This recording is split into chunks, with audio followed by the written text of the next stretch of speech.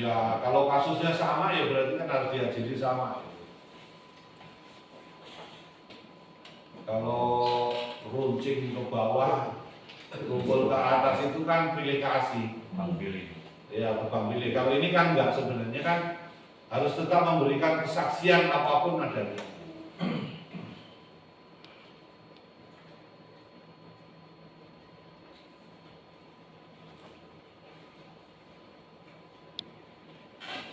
Nah, itu ya ada peringatan juga itu misalnya 67 ya. 678.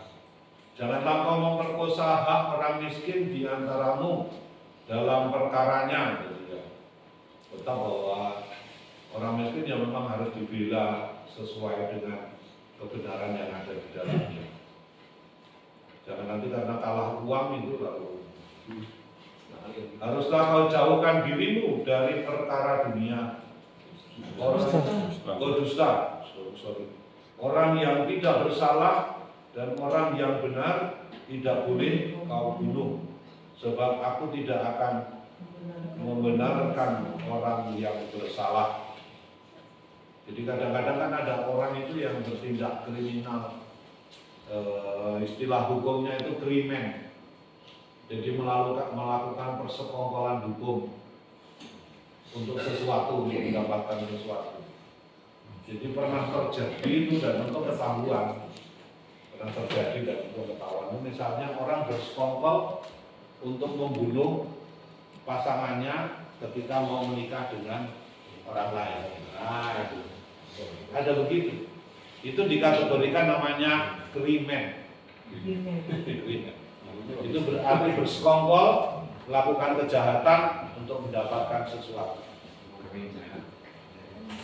Dan niat jahat lah. Itu pernah ramai itu di Palembang.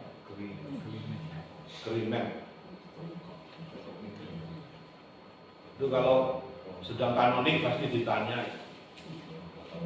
Kalau kanonik itu perkawinan ada pertanyaannya itu.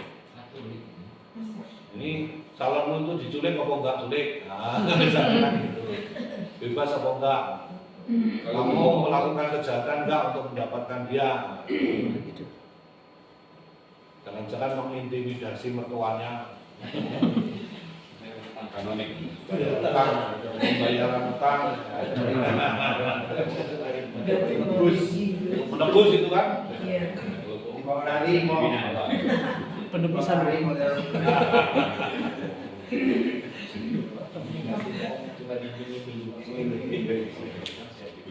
Untuk mata ganti mata gigi garis gigi itu masih berlaku loh. Ya itu awal-awal ya masih. Di kemudian hari nanti kan akan menjadi berkembang, tidak dipakai lagi. Di kemudian hari. Karena orang mulai mencintai musuh itu, nanti akan ada di sana. Kalau hukum kisah itu kan sebenarnya kan mau membatasi supaya orang tidak berbuat lebih. Tapi yang nggak mungkin juga lah, pukul ganti pukul, tergantung pukulnya tangannya besar atau tangan. kalau kena BT semua. Nah ya itu kan yang itu mau seimbang apa enggak gitu. Maksudnya kan seimbang supaya jangan melebihi. Tapi ya nggak bisa lah kadang-kadang nggak terjadi.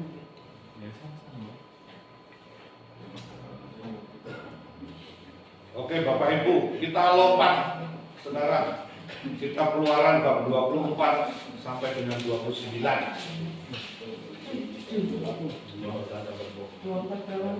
24 sampai 29, tapi kita baca satu-satu semuanya. Pengantarnya begini, di bab itu bicara apa sih? Yang kita keluaran bab 24 sampai 29 itu berbicara mengenai ini. Jadi Musa di Gunung Sinai, lalu kemudian kemah suci, kurban bakaran, pakaian imam, dan pelantikan imam. Jadi kita akan melihat itu. Jadi Musa di Gunung Sinai, nanti itu ngomongnya soal aturan-aturan. juga itu berkaitan dengan ibadah. Di Gunung Sinai, kemah suci, korban bakaran, pakaian imam, dan pelantikan imam.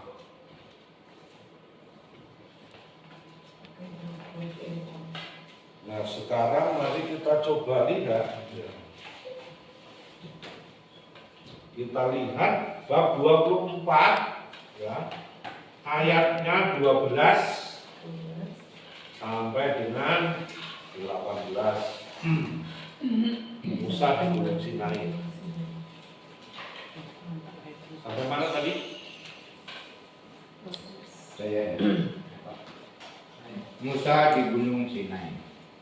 Tuhan berfirman kepada Musa, naiklah menghadap aku ke atas gunung dan tinggallah di sana.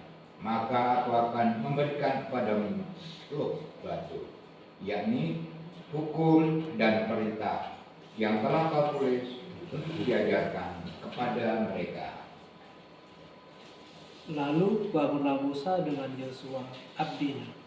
Maka naiklah Musa ke atas gunung Allah itu. Tetapi kepada para tua-tua itu ia berkata, tinggallah di sini menunggu kami, sampai kami kembali lagi kepadamu. Bukankah Harun dan Hur ada bersama-sama dengan kamu?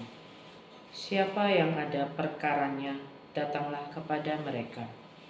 Maka Musa mendaki gunung dan awan itu menutupinya. Kemuliaan Tuhan diam di atas Gunung Sinai dan awan itu menutupinya 6 hari lamanya. Pada hari ke-7 dipanggilnyalah Musa dari tengah-tengah awan itu. Tampaklah kemuliaan Tuhan sebagai api yang menghanguskan di puncak gunung itu pada pemandangan orang Israel. Masuklah Musa ke tengah-tengah awan itu dengan mendaki gunung itu. Lalu tinggallah ia di atas gunung itu 40 hari dan 40 malam lamanya. Berfirmanlah Tuhan. Oh, sudah Selesai. Jadi coba kalau kita lihat di situ ada sesuatu yang sangat menarik, bahwa yang naik ke gunung siapa? Musa dengan Yosua yang akan menjadi nanti pengganti dari Musa. Jadi, 2 orang itu yang naik, tidak ada yang lain. Lalu kemudian kepada tua-tua itu dia mendapat kuasa apa? Tadi saya bicara mengenai tua-tua itu yang 70 orang sebenarnya. Tua-tua itu, lalu tua-tua itu ditugasi apa? Jadi kalau orang Israel itu ada ada masalah, ada perkara, datanglah kepada tua-tua. Jadi tua-tua itu diberi kuasa untuk menyelesaikan persoalan.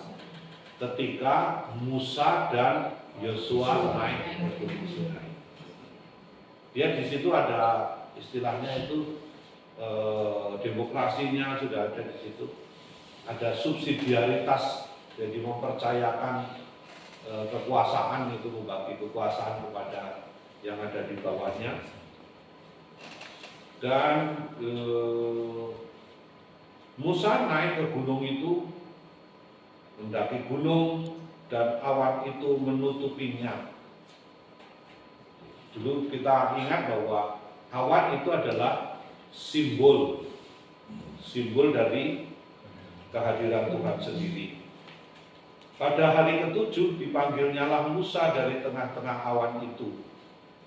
Jadi kira-kira itu mungkin naik gunungnya itu sampai pada hari yang ke-7 itulah, sampai di atas seminggu. Dan yang menarik, tampaklah kemuliaan Tuhan sebagai api yang menghanguskan di puncak gunung itu pada pemandangan orang Israel. Tapi kan lihat itu, sekalipun dikatakan menghanguskan, tetapi Musa dan Yosua tidak mengalami kematian. Itu yang sangat luar biasa. Jadi biasanya kan orang itu menyucikan diri, kalau ingat masih ketika Musa dipanggil itu, jangan kamu dekat-dekat, tinggalkan kasutmu. Nah itu ya. Kalau enggak bersih itu kena mati. Lalu masuklah Musa ke tengah-tengah awan itu dan mendaki gunung itu. Lalu tinggallah ia di atas gunung itu 40 hari dan 40 malam lamanya. Coba mari kita coba lihat itu tadi kan di sana kan 7. Tiba-tiba di sini 40 hari 40 malam. Ada apa itu? Jangan-jangan tradisinya bukan satu, ya kan? Nah, itu ya. Mari kita coba lihat. Kalau kita bacanya nggak teliti, ya sudah lewat saja. Nah, maka mungkin kita akan menemukan ini, ya. Jadi kisah ini terdiri dari 2 tradisi tadi. Yang pertama adalah tradisi E, ayatnya 12 sampai 15a mengenai Musa naik ke gunung. Coba lihat 12 sampai 15a.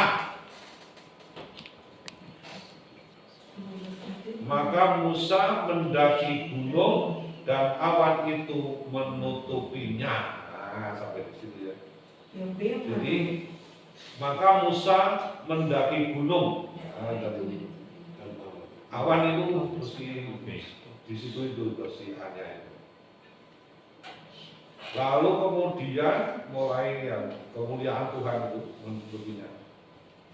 Lalu kemudian P, tradisi P itu mulai 15B,